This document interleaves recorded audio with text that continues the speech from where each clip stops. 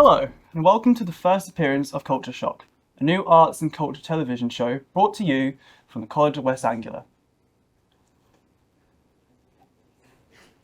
In today's episode, we'll be exploring what's going on around West Norfolk, as well as showcasing local artists and rising talent from the region.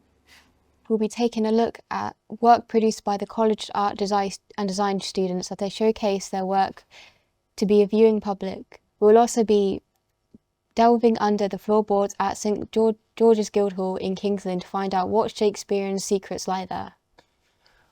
We'll also be finding out what you can watch locally at King's Lynn's very own theatre, the Corn Exchange, as well as looking into the latest in games, technology, and local bands in the Norfolk West music scene. All that to come and more. Now, over the past academic year, students have been busy working hard here at the College of West Anglia to develop and fine-tune their artistic skills, building towards an exhibition with a work on display of a range of different final year projects, including sculptures, paintings and photography. Our reporters have been out to interview students with work on display this year.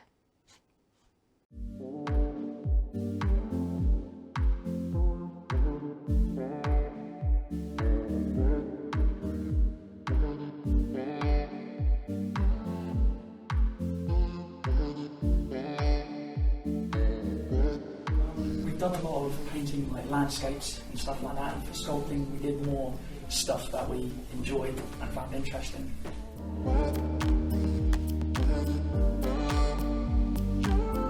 Done painting, sculpturing, still life, we've done other stuff in the playrooms, like made like paper mache and things like that. We did photography as well, taking photos of landscapes, learning the different techniques and things just to help us like start off.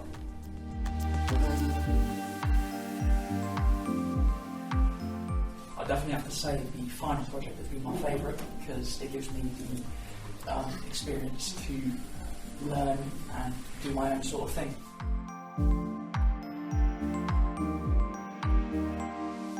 My favourite project was the final project because it was more free. I was able to express myself and I was able to work independently. I think it's been pretty good so far. It's definitely very independent, but all in all it's been pretty great. I would say that a lot more students have started doing art now that it's more free and the curriculum's not strict. I definitely have to say it's a little less common nowadays because I don't think the students experiment with their artistic skills as much.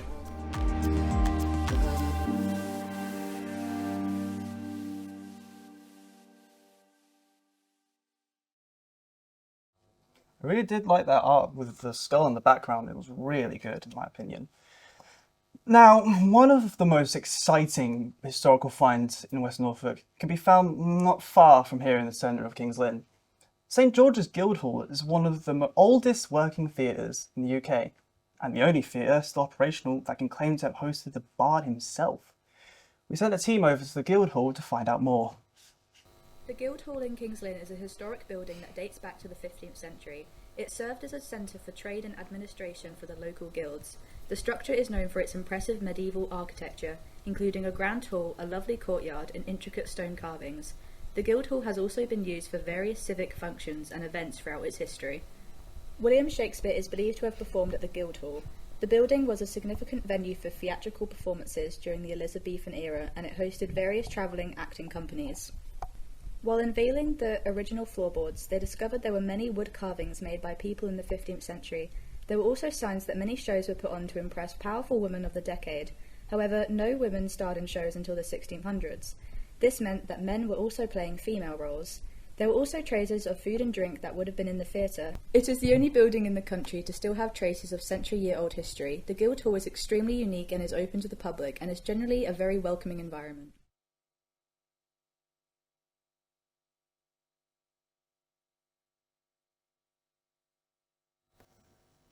What an amazing story there about the Guildhall. To follow more about the venue and events taking place there, you can visit on stgeorgesguildhall.com. Now, the Guildhall is not the only venue in town. It is honest with with what's on at the Corn Exchange.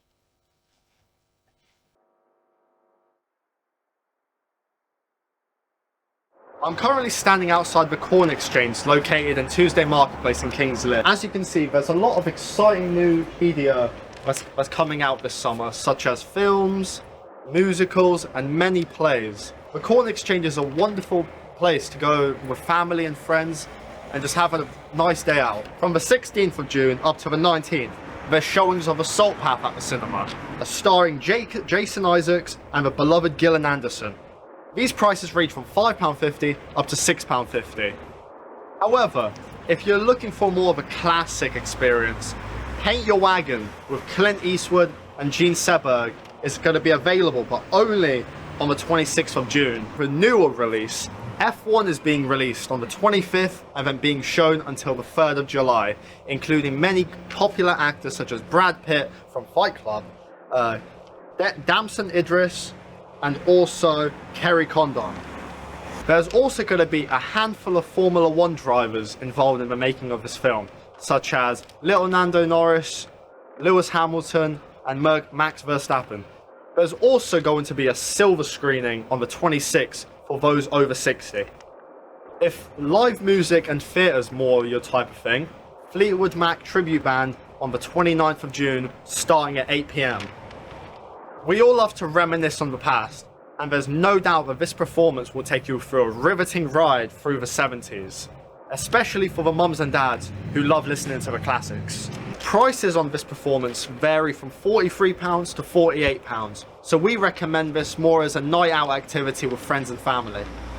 This is just a handful of experiences and performances being sat at this quiet, small area of Norfolk, and we can't wait to see you there. Back to you. Some interesting films and shows to check out. Might take a look myself. All their events and more can be found online at kingslandcornexchange.com.uk. Now for those films buffs and avid gamers out there, this next segment will be the help to level you up.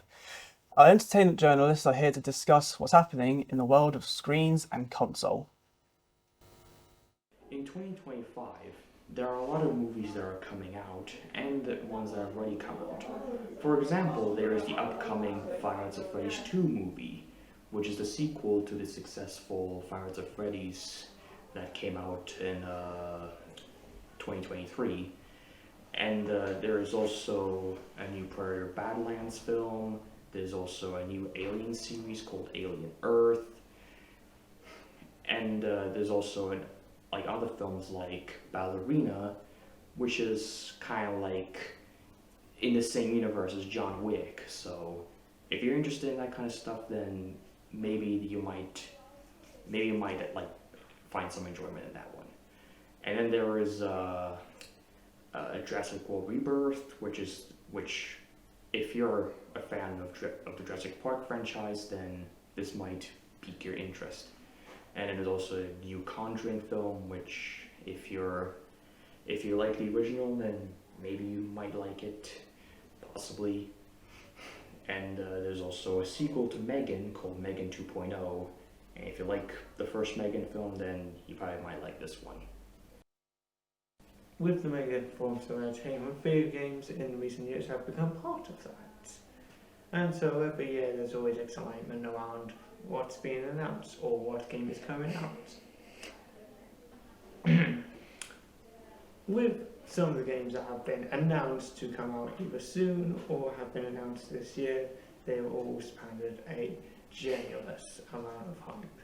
Some examples would be the up-and-coming Clockwork Evolution, a steampunk RPG style game with time-bending mechanics, so your choices will cause a butterfly effect, if it were. The developers behind Grounded have released information about Grounded 2, which is coming out, and there will be more features, a bigger map, more enemies, and the ability to tame and ride the ants and possibly other insects you may find in the game. New weapons, armors, and even abilities from older friends. Borderlands 4 has been announced most likely continuing of Borderlands 3, and undoubtedly it looks to expand the world and story that has been told. Super Meat Boy 3D was announced, and fans of the original Super Meat Boy games are ready for this new 3D take on the franchise and are ready to do some parkour.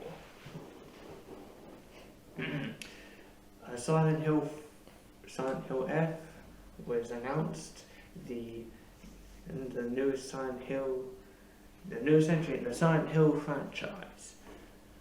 With this comes a new theme. They've decided to go for a Japanese theme this time, and undoubtedly they'll probably have some new enemies within the game. With the building off the success of the Space Marine game, 4 Warhammer 40k video games are getting an update with the Dawn of War franchise, getting some new graphics added to it, possible new dialogue and sound effects, as long with Space Marine 1. Of course, these will not be update games, you will have to buy them separately, which will lead to the debate of whether it is worth it or not. I'll definitely be looking forward to the new Silent Hill game. Now, technology plays an important role in everyday lives. Our tech correspondent Jack has been finding out people's opinions on the latest developments in the world of technology. Over to you, Jack. So today we're doing an interview about upcoming and recently released tech. So have you watched the new Apple keynote about the new iOS features that are coming out soon? No, I haven't personally watched that. Alright, so I'm going to tell you kind of what's going to come out and I need your opinions on it. Okay. So they're releasing, so for the Mac, they're bringing out more like design and personalization features. Right. Like new widgets that you can have that are glass, sort of aero themed design, a new sleek, more rounded corner design, so it looks a bit like Windows but isn't like Windows at the moment. What do you think of that? Do you think that's a good idea for Apple or not? Well, Apple has always been quite far behind Windows in terms of customisation.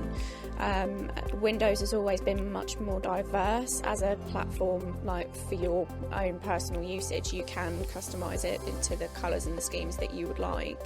I think it makes sense for Apple to mimic that.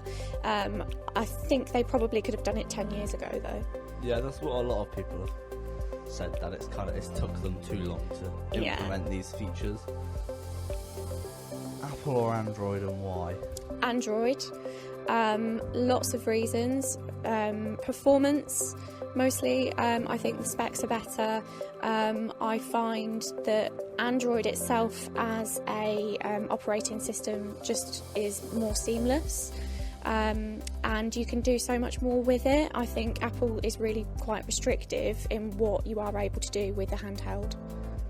Alright, so we're now going to move on to the Xbox ROG Ally that's coming out soon. This is Xbox's new handheld gaming console. Do you like the concept of it? Honestly, I'm in the middle between liking it and not liking it. I think that it makes sense for Xbox to jump in on the bandwagon. Handheld consoles have gone from strength to strength from sort of like the late 90s to the current day. Xbox has always been, since its release in 2005, I think it was, a staple as a fixed console, but they've never actually broadened into this market before. So I think as a business model for them it makes sense. Personally, I don't think there is the gap in the market for it. I think that the Switch and the Steam Deck, more than sort of cover all of those bases. I'm on the fence as to whether people will actually want to play Xbox games on the go. For me, it's something that you would go and sit and isolate yourself for a long period of time to play a game on the Xbox. I wouldn't want to take it out and about with me. Alright, that's fair enough. What do you think of the design of it? Because some people have said that it's like the Xbox controller, like the handles are quite big. What do you think? They are. I personally like that. I think it's more ergonomic. If you take the Switch, for example, if you sit and play for a long time, you are going to get some stiffness in your fingers. It is going to hurt. So I think that for longer periods of play, it makes sense. I think it's a good design. Do you think it's going to be better or worse than the Steam Deck or the Switch? I think on balance it's probably going to be worse just because this is something that Xbox haven't done before. Right, so we're now going to move on to AI assistants. So Gemini, Google's AI assistant, has become quite popular and is being pushed out a lot more now. Do you use any AI assistants? I use Gemini. Why? For all kinds of things. So it's integrated now with my Google Assistant. It's sort of taken over from my previous Google Assistant. And I've always used it to make calls, to set timers, to just general productivity bits and pieces. I have also branched out into using it for work purposes, so helping to formulate emails and messages that I struggle with otherwise. I've used it a couple of times to support me in writing presentations, especially if you think, you know, when you have a sentence and you're like, oh yeah, that would sound great if this word was a little bit more professional. I think it's great for that. Alright, that's good. Do you think it's better than other AI assistants like GBT or Yes. Apple's kind of Siri? Do you think it's kind of better than all of those? I haven't got personal experience with Siri, but I definitely think it's better than ChatGPT and Microsoft Copilot, because I've used both and I find ChatGPT can be a bit clunky. I don't think it's really got everything going for it that, you know, I think it's because it's free and it's widely available, it's going to be not necessarily as well polished as the other AI assistants are. Copilot, I think I'll try in, but it's quite complicated. Copilot. Some people it's just a no-go for them. Yeah. I think the issue with Copilot is because it's Microsoft. Yeah, I think don't it's disagree. Integrated into like Windows and that, and it's very difficult because a lot of people aren't a big fan of those kind of things, so for them to personally download it on their own devices, I don't think it would work very well either. What makes Gemini work so well for you? Honestly, it's the fact that I don't need to go anywhere near my phone. I can just have it on one side of the room and I'll be on the other, and I can just shout at it and it works and it does what I want it to do. I've only once asked Gemini a question that it's not been able to answer. Many upcoming musicians are hidden in plain sight. Some of the next modern rock stars may be sitting in your classroom. We cannot wait to introduce you to the members of a promising new band, Kill Alexa, who have recently begun performing their music on stage. Let's see a clip of Kill Alexa during a recent live performance.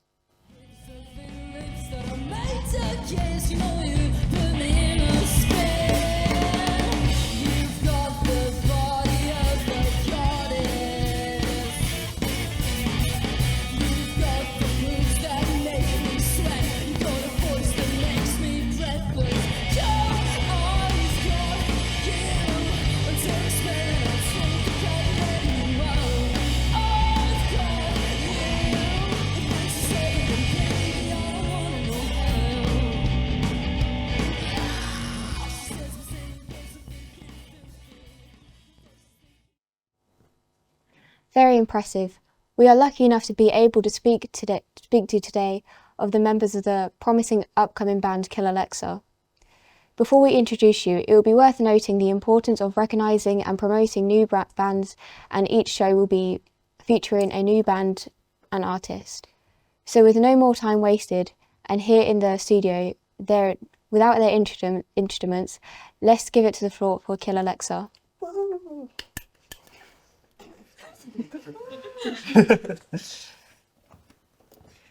It is wonderful to be able to speak to you today. How are you doing? Good. So, when did you start making music together? 3.5 hours ago. We got together as a band like the start of the college year, really, and just played. Almost a year now. Yeah. Have you always had an interest in music if that's what you've decided to do in college? I have, yeah. Yeah, I'd say since I was young. I'd say all of us have. What was the main influence behind it? The band or playing? Just playing. Go on, Jack.